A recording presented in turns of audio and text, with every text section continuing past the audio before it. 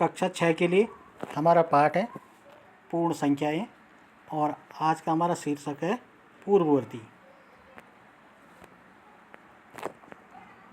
जैसा कि आप जानते हैं किसी भी प्राकृत संख्या से पहले और बाद में भी प्राकृत संख्याएं होती हैं।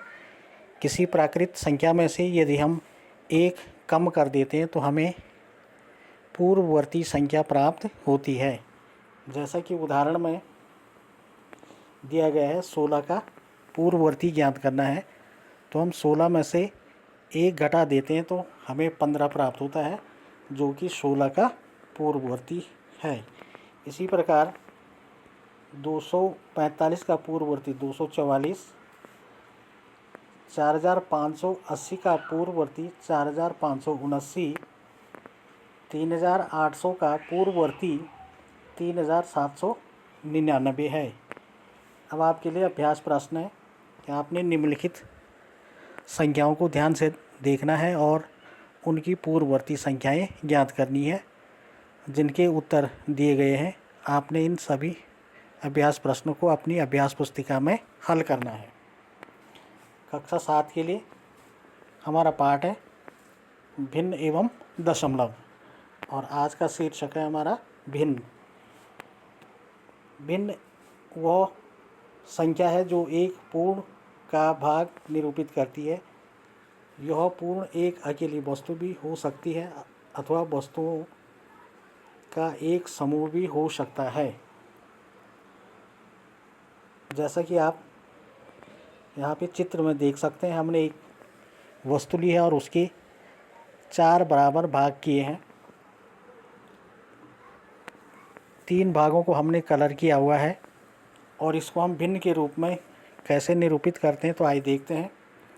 जितने कलर किए हुए भाग हैं उनको हमने लाइन के ऊपर लिखा है और जितने कुल भाग किए हैं हमने उसको लाइन के नीचे लिखा है। अर्थात कलर किए हुए 3 भाग ऊपर अंश में और कुल किए गए भागों की संख्या जो कि 4 है उसको हमने हर में लिखा है। आपके लिए भी अभ्यास प्रश्न है। आपने 2/5 में अंश और हर ज्ञात करना है। तो जो संख्या लाइन के ऊपर लिखी जाती है उसे अंश और जो लाइन के नीचे लिखी जाती है उसे हर कहते हैं। चित्र के द्वारा आपने 1/4 भिन्न निरूपित करनी है जिसका उत्तर दिया गया है। तो आप इन सारे अभ्यास प्रश्नों को अपनी अभ्यास पुस्तिका में लिखिए। कक्षा 8 के लिए हमारा पाठ है एक चर वाले रैखिक समीकरण और हमारा आज का शीर्षक है समीकरण। प्रायः 2 या 2 से अधिक व्यंजकों की समता दर्शाने के लिए समीकरण प्रयुक्त होते हैं। ध्यान देना है कि जिन व्यंजकों में बराबर का चिन्ह होता है वही समीकरण कहलाते हैं। तो यहाँ पे उदाहरण दिए गए हैं। x धन 3 बराबर 7, y ऋण 8 बराबर 12, ये समीकरणों के उदाहरण हैं। अब एक समीकरण हल की गई है। यहाँ पे x ऋण 2 बराबर 7, तो हमको x का मान ज्ञात करना है। तो इसके लिए हम दोनों पक्षों में 2 को जोड़ देते हैं। तो फिर हम देखते हैं कि बाएं पक्ष में 2 जोड़ने से ऋण 2 और